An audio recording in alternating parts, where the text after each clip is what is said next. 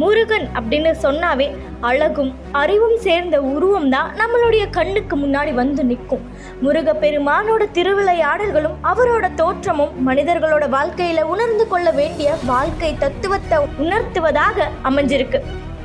இந்த பூ உலகத்துல அறுபடை வீடுகளை கொண்ட ஒரே ஒரு கடவுள் அப்படின்னாலே முருகப்பெருமான் மட்டும்தான். அறுபடை வீடுகளை கொண்ட முருகப்பெருமானுக்கு அந்த ஒவ்வொரு படை வீடும் ஒவ்வொரு தனி சிறப்புகளை கொண்டிருக்கு. பொதுவா முருகப்பெருமானுக்கு முகங்களும் 6, முருகனின் படை வீடுகளும் 6. முருகனை வளர்த்த கார்த்திகை பெண்களும் 6 பேர். சரவண பவ என்ற முருகப்பெருமானின் திருமந்திரமும் 6 எழுத்து.